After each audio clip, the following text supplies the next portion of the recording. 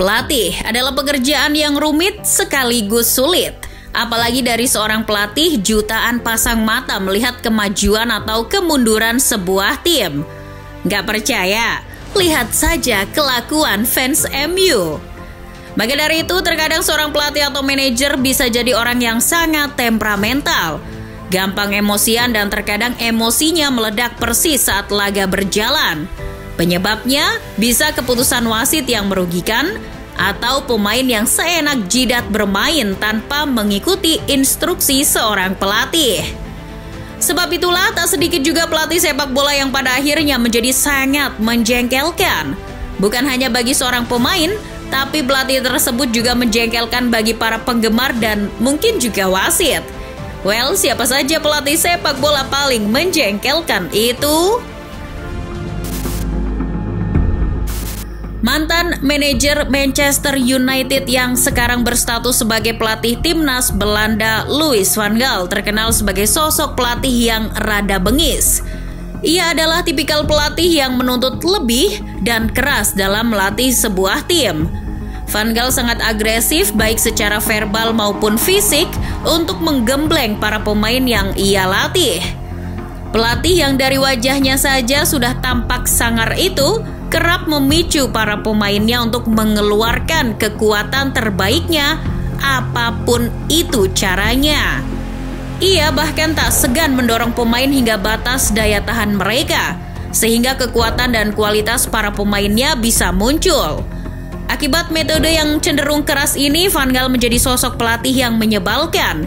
Beberapa pemain Manchester United pun pernah merasakan frustasi dan muak ketika dilatih Van Gaal. Jika menatap wajah Antonio Conte, ia tampak seperti orang yang dingin dan bersahaja. Namun jangan terkecoh dengan itu. Manajer Tottenham Hotspur itu namanya sudah terukir emas sebagai pelatih yang sangat temperamental, mudah marah dan punya metode pelatihan tanpa kompromi. Conte akan melakukan protes keras apabila keputusan wasit dianggap tidak sesuai. Ia bahkan tak segan-segan untuk memarahi seorang pengadil di lapangan. Manajer yang juga pernah melatih timnas Italia itu pun mungkin menjadi salah satu pelatih paling dibenci para pemilik klub. Seorang Conte sangat tangguh dalam mempertahankan argumennya. Ia kerap merengek untuk dibelikan pemain yang sesuai keinginannya. Ingat bagaimana ia lebih memilih mundur dari Inter Milan, padahal ia yang membuat Inter tangguh lagi. Tentu kita juga tidak akan lupa masa awal Conte di Tottenham yang diterpa isu ketegangan dengan Daniel Levy. Pria asal Spanyol ini mungkin akan mencatatkan dalam autobiografinya sebagai pelatih paling dibenci di Inggris. Yes, Rafael Benitez bukanlah sosok pelatih yang membuat orang memeluknya erat-erat. Sebaliknya, apa yang diucapkan Benitez selalu mengundang kebencian. Ia seakan tidak pernah menaruh kepercayaan penuh pada para pemainnya, seperti saat di Liverpool maupun Valencia. Benitez selalu mengulang-ulang perintah seolah-olah pemainnya dungu dan tidak memahami instruksinya. Padahal yang terjadi sang pemain malah hafal instruksi Benitez. Metode semacam itu memang membantu, tapi si pemain juga membutuhkan waktu untuk mengimplementasikan dalam permainan. Hal itu pernah dikatakan Fernando Torres saat berseragam Liverpool. Kebencian terhadap Benitez makin membuncah bukan sekedar taktik dan caranya melatih, tapi mantan pelatih Everton itu juga kerap menuai kontroversi, apalagi ketika menukangi The Reds. Benitez pernah mengkritik Sir Alex Ferguson.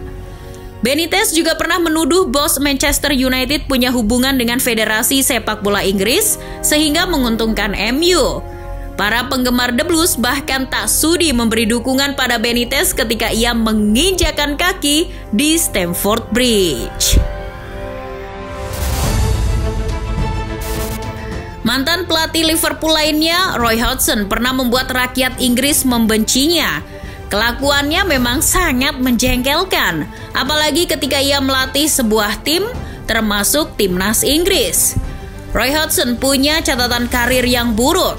Selama melatih tim-tim di Inggris termasuk timnas Inggris, Hodgson kerap mengeluarkan keputusan-keputusan yang menjengkelkan, apalagi bagi penggemar Liverpool. Salah satu kesalahan yang membuat para Kopites membenci Hodgson adalah ketika ia menjual Fernando Torres. Padahal El Nino adalah striker kunci Liverpool. Sontak hal itu melahirkan kemarahan tingkat dewa dari pendukung Liverpool, sampai-sampai membuat Roy Hodgson mundur pada 2011. Kini ia sedang melatih Watford, tim zona degradasi. Leeds United belum lama ini memecat Marcelo Bielsa. Orang Argentina yang membawa The Whites tampil impresif sehingga menjadi penantang klub-klub di Liga Primer Inggris. Tapi itu hanya penggambaran di permukaan. Sementara di ruang ganti, Bielsa menjadi sosok yang suka menuntut. Ia punya metode latihan yang keras dan terbilang padat. Saat latihan, Bielsa selalu menerapkan pola permainan yang sama dan diulang-ulang. Ia juga pelatih yang enggan memberikan jatah istirahat lama, paling-paling beberapa menit saja. Luke Ayling, seperti dikutip Planet Football menjelaskan, Bielsa hanya akan memberi istirahat 5 menit, lalu berlari lagi. Bielsa adalah pelatih yang punya metode sendiri. Ia akan meminta para pemain untuk berlari sekalipun dalam posisi yang memungkinkan offside maupun pelanggaran. Paulo Di Canio mulai terkenal ketika ia melatih klub asal Inggris, Sunderland. Keterkenalannya di dunia kepelatihan beriringan dengan masyhurnya ia sebagai sosok pelatih yang posesif. Di Canio saat melatih Sunderland menjadi seseorang yang sangat menyebalkan. Ia hampir melarang semua hal pada pemainnya seperti penggunaan saus tomat, es dalam minuman, mayones, bahkan bernyanyi. Tapi yang paling ia larang adalah penggunaan ponsel saat latihan. Metode latihannya juga terbilang sangat menyebalkan. Di Canio kerap mengkritik individu seorang pemain. Ia juga tak segan jika diajak berkonfrontasi. Mantan pelatih Sunderland itu juga tiada ampun mencoret pemain jika tidak sesuai apa yang ia inginkan, meski itu sudah terdaftar.